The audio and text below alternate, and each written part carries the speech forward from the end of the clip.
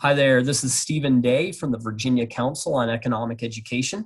And today, joining us to talk about how to pay for college, we have Devon Mack. Devon, please tell us about yourself. Great day, Stephen. How you doing there? Doing Good to great, see thank you. you. Yes, yes.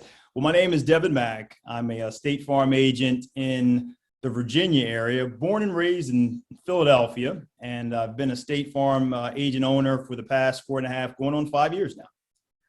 Yeah, welcome, Devon. So we're looking at today on some ways to pay for college, and there are many ways to pay for college that students might not know about. There are scholarships, loans, grants, having a job, saving up, and taking on debt. Scholarships are money and grants are money that you don't pay back. Loans are money that you do pay back. And what we want to know to begin with here is which of these has affected your life the most? Yeah, great How question. did you do it? Yeah, no, yeah, great question. I remember those days. My goodness, faced with a lot of different scenarios there. But what worked for me was a combination of loans and scholarships, and that guaranteed student loan that we had back in the early '80s. Applied for that, obviously guaranteed, so I got it. But also received a presidential scholarship. I graduated from Hampton University, an accounting degree, and so that paved the way and paid a portion of it as well. However, it didn't cover everything. And so I applied for a Army ROTC scholarship, a Reserve Officer Training Corps, and that paid the rest of the balance. So it more or less eliminated me having to need loans moving forward through my undergraduate Well years. done. But I believe that you also have a child who's in college, actually in graduate school right now, studying to be a physical therapist, right? That is correct. Yes. Congratulations. So how has his path been different than yours?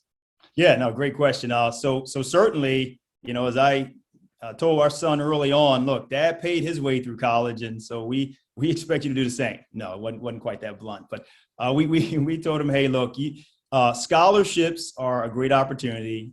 They do work, and while Army ROTC wasn't his forte, academically was, and so what we told him early on was, hey, you know what? Dad's the GM, mom's the head coach, and you're the player. And your job as the player is to get the best grades that you can get so that someone, we didn't know who that someone was going to be, would pay for his education via a scholarship. All right. So what are some things that he had to do to get that scholarship? I mean, they don't just drop them in your lap, right? Right. Oh, yeah. We wish it could be that easy. You kidding me? Yeah. Yep. No. So it took a lot of focus, a lot of discipline. He certainly was not the model student 100% of the time, but he did catch the vision, and he realized that, you know what, as I get good grades, good things do happen. And we gave him little mini scholarships growing up, maybe a couple dollars for each A. Not as much for B and C's, D's, and E's. We didn't pay him anything for those. Okay. I believe you had a hack as well with the SAT test.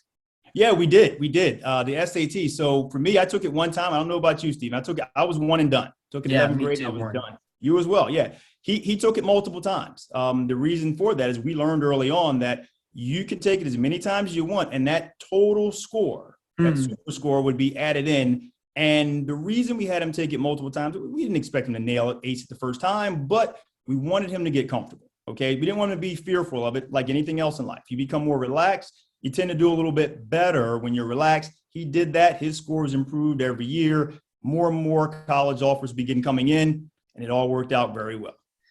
So I know that not everybody who is thinking about going to college might have money saved up, but it does sound like your son, you at least had him prepared to think about scholarships and to plan for them going forward. I know I personally, my mom and dad said, Stephen, you should apply for a scholarship. And I was already a junior. I didn't put a lot of effort into it.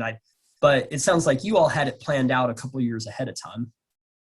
Well, we did. I mean, again, like I said, early on in life, we preach scholarship to him on a regular basis. He resisted a little at times because, again, like any student, when things get a little tough sometimes, wanted to kind of bail out. But ultimately, he knew what he wanted to do, which was to get into the medicine and the sports world. And as he's done that, it paid off for him. We put a little aside, Stephen. I'll be honest with you too. A 529, okay, that we had. But here's the thing: we never told him about it, so he never knew that was there. Oh, really? And quite honestly, here now in grad school, we're able to utilize some of that because he did get a scholarship. The end of the story, to go to undergrad, and it did pay his way for all 4 years for college undergrad. Wow! Congratulations. So, thank you. Oh yeah, we're pretty happy about that. All right. So, hey, thank you so much. So as they heard in this video, there's a lot of different ways to pay for college. And if you plan ahead to apply for scholarships and to research out what scholarships there are available, that's a little bit less that you have to pay on the back end for loans. Devon, thank you so much for being here with us today and sharing your experience with us. You're welcome. Thanks for having me.